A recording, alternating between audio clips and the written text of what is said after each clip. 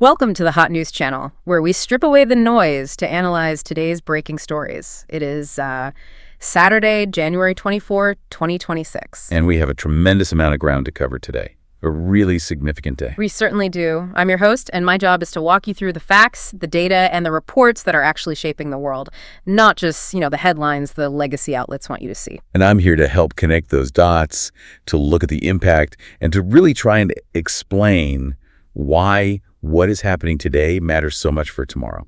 Today is, well, it feels different. Usually we can treat the news cycle as a series of isolated events. You have a crime story here, a financial report over there, a foreign policy update somewhere else. Right. Separate boxes. Exactly. But today, just looking at the stack of research and sources we have in front of us, that entire approach, it feels completely insufficient. It does. It really does. If you really look at the data points we've gathered for this deep dive, today isn't just another day in the media churn. I would argue, and I don't think this is an exaggeration, that today marks a structural break in the world order. A structural break? That is a massive claim to start with. I know, but it feels like a pivotal moment in history where the tectonic plates aren't just grinding against each other, they're actually snapping. So you're saying this is not business as usual, this is something more fundamental? It is absolutely not business as usual. Just look at the convergence of events.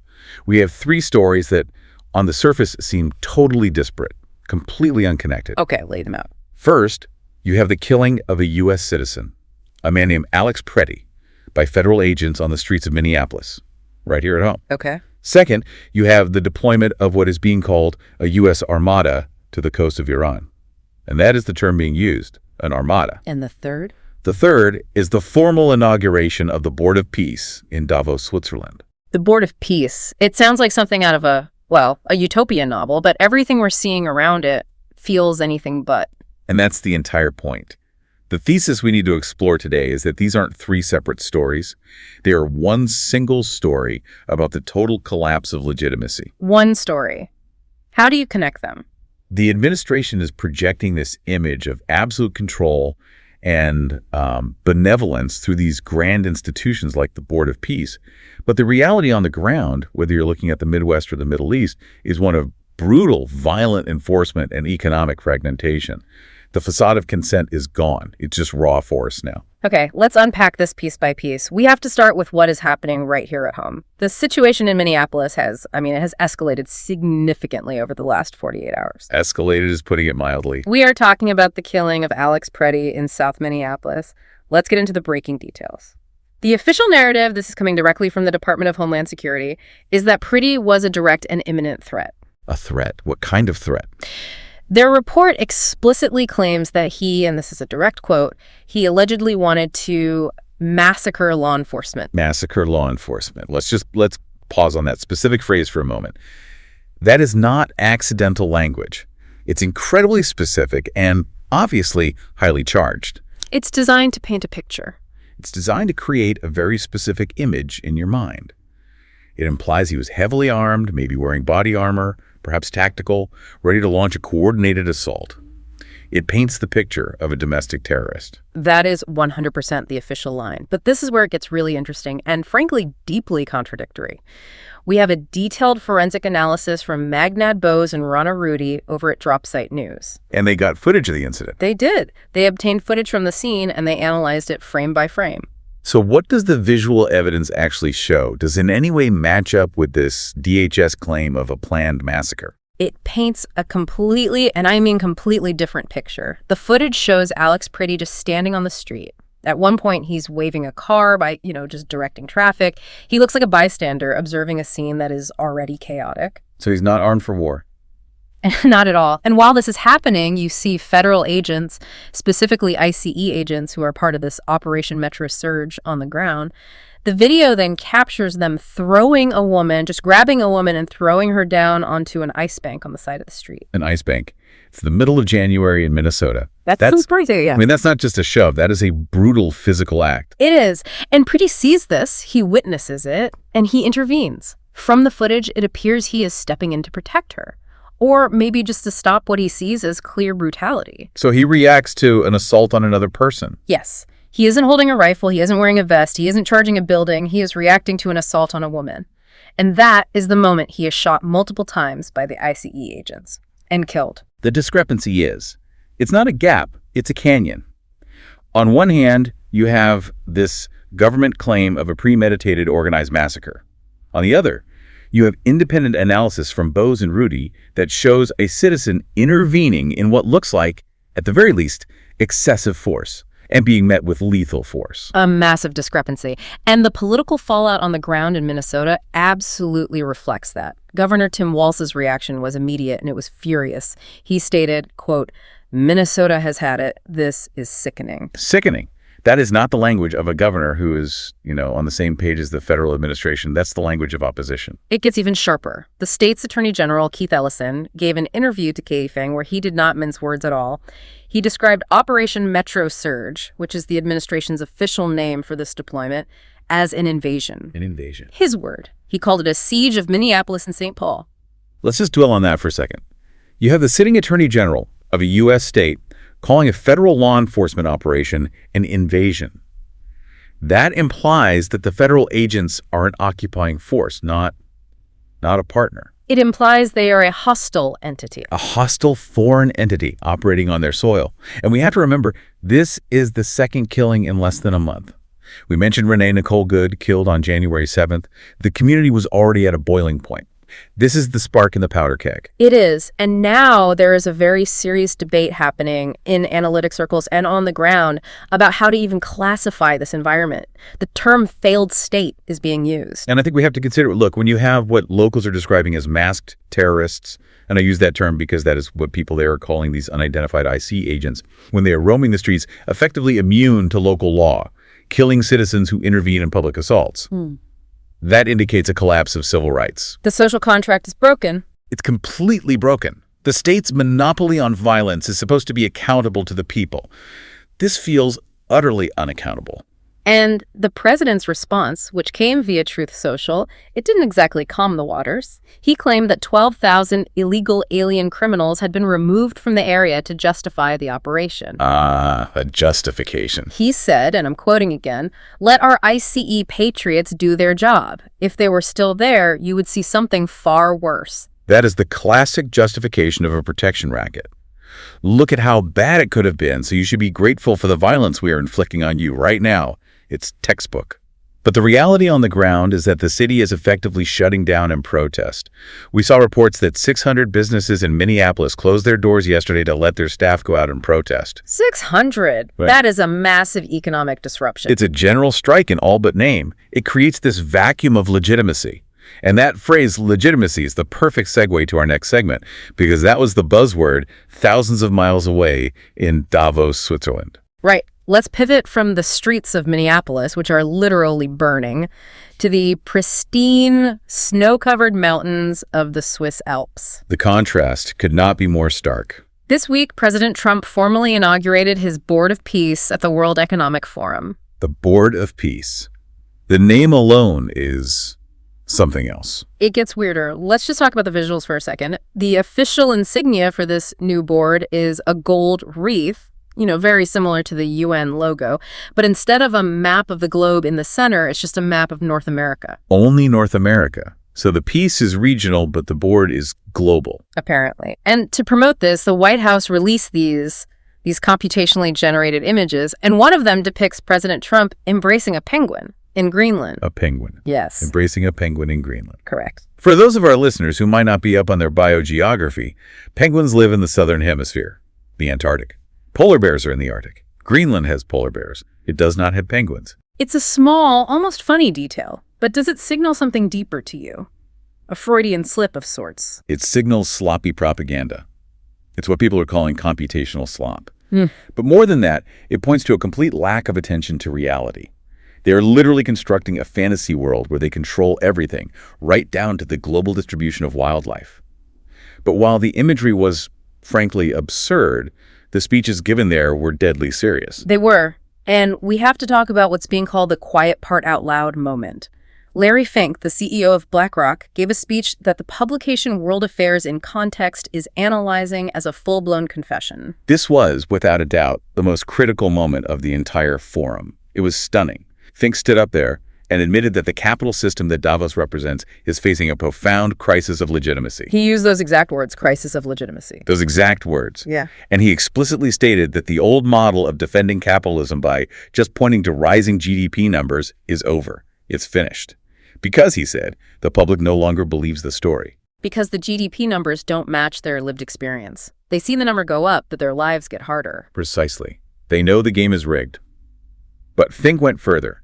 He issued a stark warning about this new wave of automation, about machine intelligence. He said it is going to do to white-collar jobs what globalization did to blue-collar jobs. So the factory workers of the 80s and 90s, now it's the accountants and lawyers. Exactly. He even coined a new phrase for it: inequality of computation. Inequality of computation. That sounds like a very polite corporate way of saying mass unemployment for the educated middle class. It is. It's exactly what it is. He's talking about lawyers, accountants, project managers, middle management, the very people who for decades thought they were safe, that their jobs couldn't be outsourced or automated. Fink is warning that they are the new Rust Belt. And he's saying this not as a social critic, but as the head of the largest asset manager in the world. Which is what makes it so terrifying. He is saying this not out of charity, but out of fear. He knows that if you hollow out the professional class, you get a level of political instability that makes today look calm. And speaking of instability, we need to turn to the bond market, because this is the hard data, the financial evidence that backs up the fear in Fink's speech. This is where the rubber meets the road. This isn't rhetoric, it's capital flight. Denmark's academic pension fund just announced they are exiting U.S. treasuries entirely. That is a $100 million divestment, and it's happening by the end of this month. And their reasoning. Their public statement cited too much risk. Let that sink in. A pension fund. These are the most conservative, risk-averse investors on the planet. For them to view United States government debt, which for half a century has been considered the risk-free asset of the global financial system, for them to label that as too risky is a massive signal. It's a vote of no confidence. It's a 5-alarm fire in the global financial system. And you have to connect this to what's happening in Japan. We saw reports from both Sean Fu and World Affairs in context that it's a very compelling argument. Hudson's point is that as the economic and financial incentive for countries to hold dollars in U.S. debt disappears, the U.S. has to resort to coercion. How so? He posits that the U.S. is now demanding its allies, particularly in Europe, pay tribute. It might be through forcing them to buy overpriced American LNG instead of cheap Russian gas. It might be through tariffs. Or it might be, as we saw with Greenland, literally demanding they hand over sovereign territory. And what do they get in exchange for this tribute? Protection. Protection against threats that, Hudson argues, either don't exist or, at the very least, are threats that are inflamed by U.S. foreign policy itself. So it's the classic line, nice economy you have there, shame if something happened to it. Precisely. And that brings us directly to the region where that protection is most visible and most violent right now, the Middle East. Let's move to segment 3, the Middle East powder keg. We are looking at a massive and very rapid military buildup. It's not just a buildup, as we said, it's an armada. We have reports confirming the deployment of the USS Abraham Lincoln Carrier Strike Group directly to the Arabian Sea.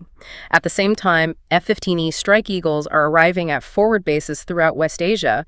And according to the Daily Jagran, this is not just a show of force. This is not posturing. No. And on this, we really need to listen to the analysis of Lieutenant Colonel Daniel Davis. He's a retired Army officer, very respected voice. He issued a stark warning. What did he say? He said that a window for a potential U.S. attack on Iran could open in as little as 3 to 4 days. 3 to 4 days, that is imminent. It is extremely imminent. This is not a long-term strategic shift. This is a short-term preparation for a kinetic strike. And the official justification, the pretext that's being floated, is the nuclear issue. There are reports circulating that 400 kilograms of enriched uranium in Iran has been unaccounted for since the last round of strikes back in June of 2025. And that's the trigger. That's the casus belli they're preparing. But while that's the external story, you have to look at what is happening inside Iran. We're hearing about widespread protests with over 3,000 reported deaths. But again, you have to scrutinize the sources. Right.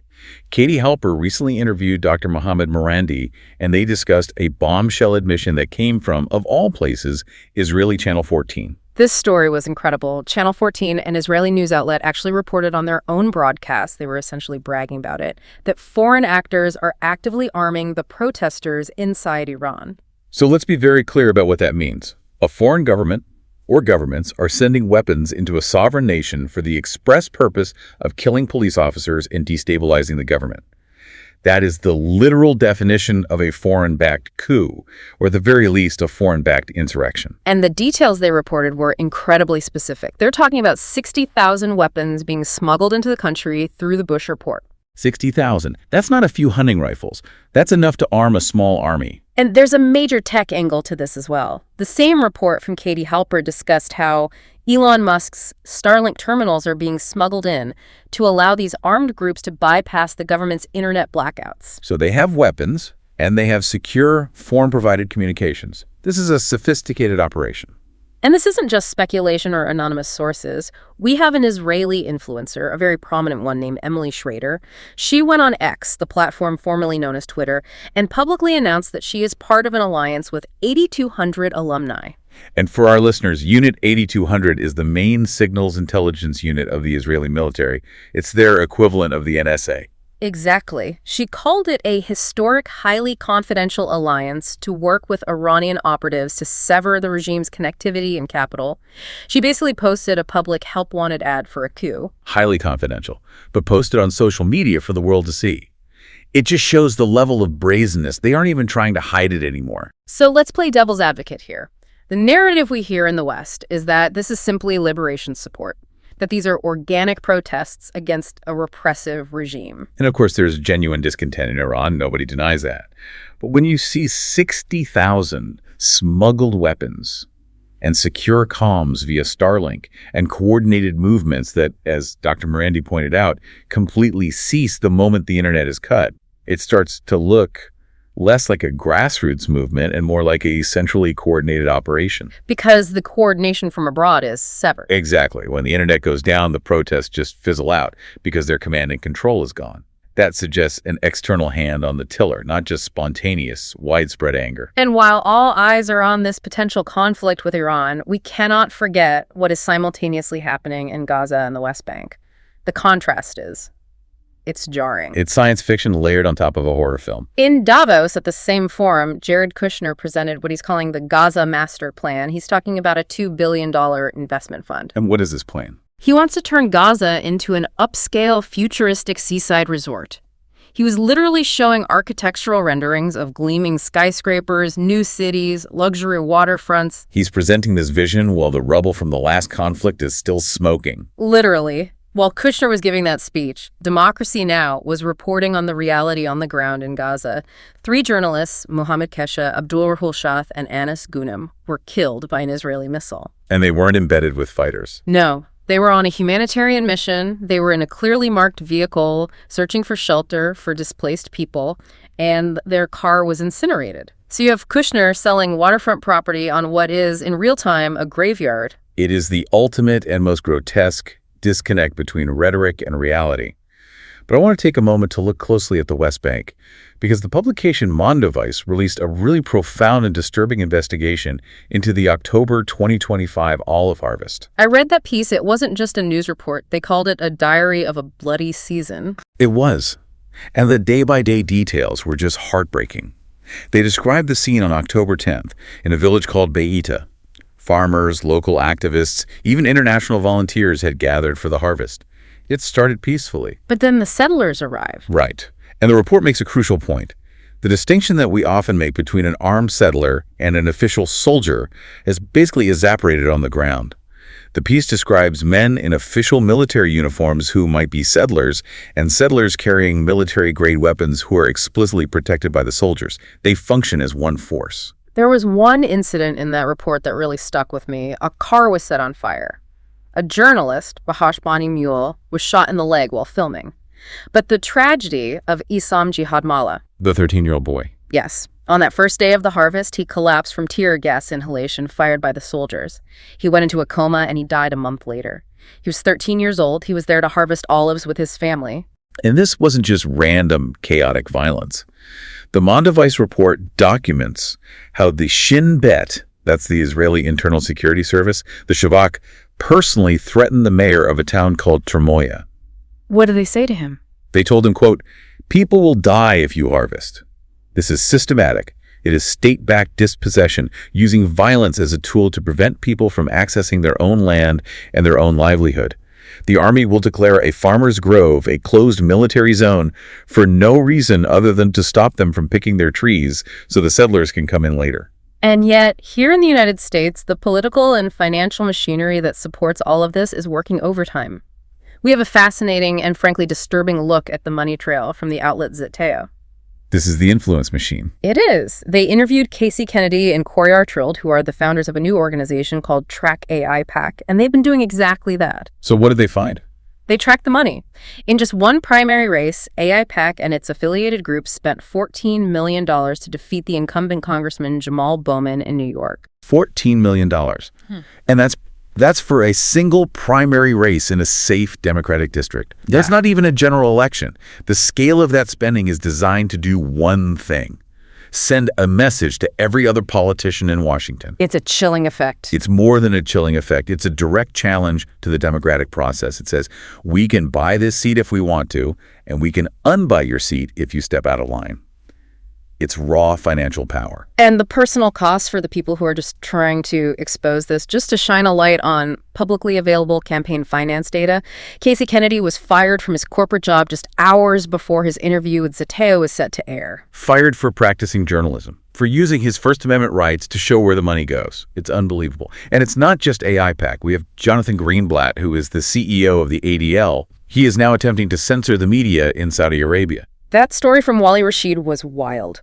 Greenblatt was on record calling out specific Saudi media outlets because they were publishing criticism of Israel. Think about the audacity of that. It's an unprecedented level of extraterritorial reach. He's the head of a U.S. nonprofit, acting as if the ADL has jurisdiction over the public discourse in Riyadh. It shows a level of entitlement, but also, I think, a level of desperation to control the narrative, even as it is clearly slipping away from them globally. And speaking of narratives slipping away, that's a perfect transition to Ukraine. We have a significant update on the trilateral talks that have been happening in Abu Dhabi. This really does feel like the endgame. The U.S., Russia, and Ukraine are talking, but the entire dynamic of these talks has shifted dramatically. According to analysis from both Alexander Mercouris and Rachel Blevins, Russia didn't just send diplomats to this latest round. Who did they send? They sent high-level military officials. That is a massive signal. That is a game changer. Diplomats are sent to talk about compromise and political settlements. Military officials are sent to talk about terms of surrender and the logistics of troop withdrawals. So Russia is signaling a much harder line. They are signaling that the time for talking is over. They are now negotiating from a position of what they see as absolute dominance on the ground. And the situation on the ground in Ukraine is catastrophic, is really the only word being used. Maxim Timchenko, who's the CEO of DTEK, that's Ukraine's largest private energy company, is publicly warning of an imminent humanitarian catastrophe in both Kyiv and Kharkov. The grid is gone. It's gone. Russian strikes over the last few months have systematically decimated it. It's gotten so bad that the mayor of Kyiv, Vitaly Klitschko, is now telling residents to leave the city if they have anywhere else to go. A direct appeal. Get out of the city. And in the middle of this unbelievable tragedy, you have these moments of just pure absurdity. You have to mention the report from Jackson Henkel regarding Svetlana Pavlitkaya. It was surreal. She is the wife of a former Ukrainian foreign minister, so a member of the political elite, and she went on social media and suggested that Ukrainian women could use heated vibrators to keep warm during the rolling blackouts. It sounds like a bad joke from a satirical news site, but it was real. And it just symbolizes the complete and utter breakdown of serious governance. You have a population that is literally freezing to death, and the response from the elite is that. It's a modern let them eat cake moment, but somehow far more grotesque. It really is. And meanwhile, behind the scenes, the money is still trying to find a way in. Politico got their hands on a leaked document about something called Project Ukraine. It's an $800 billion investment plan. $800 billion. For the Ukraine Prosperity Plan. Yes. It involves BlackRock, again, the World Bank, and the EU. But there is a huge catch. The entire plan is contingent on a ceasefire and, crucially, on fast-track EU membership for Ukraine. And that is the giant stumbling block, because Viktor Orban of Hungary is standing in the doorway with his arms crossed. He just vowed to block Ukraine's EU entry for the next 100 years. His exact words were, "There will not be a parliament in Hungary that will vote in favor of Ukraine joining." And the Ukrainian foreign minister, Shiba Inu, fired back, saying Orban's master in Moscow won't last 100 years. The rhetoric is just nasty. It shows you the complete fragmentation of Europe. The unity that we saw at the beginning of the conflict is gone. It is totally fractured. And this $800 billion plan, it's a fantasy if they can't get past the raw politics of someone like Orban. Which brings us to our final segment, political fragmentation. Because it's not just happening in Europe, it's happening right here, inside the White House. The turmoil is domestic as well as international. Michael Wolff, writing for the Daily Beast, is reporting on an atmosphere of chaos inside the administration. There are persistent rumors about President Trump's health mentions of daily aspirin use, hushed talk of a possible minor stroke, and the internal reaction to the Minneapolis fallout is being described as completely chaotic. A distracted leader in a moment of multiple cascading crises is a very dangerous thing. And you can see that distraction playing out in the international fallout. The rift with our closest ally, Canada, is widening by the day. First, Trump formally uninvited Canada from his new Board of Peace. Which is just, it's petty, it's a snub. But then it got much more serious.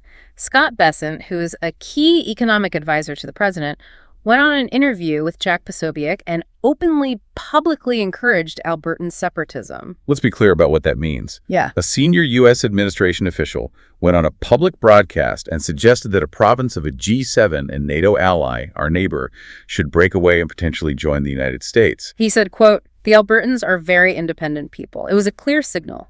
It is unbelievably hostile. This is looking at Canada not as a partner, not as an ally, but as a territory with resources to be carved up and potentially annexed. It's shocking. And while the West is busy fighting with itself, the U.S. versus Canada, Hungary versus Ukraine, federal agents versus state governments, what is China doing? The economist Richard Wolff, not to be confused with Michael Wolff, has an analysis that China has, for all intents and purposes, effectively won the economic war. His thesis is what he calls draining the empire. And it's a powerful idea.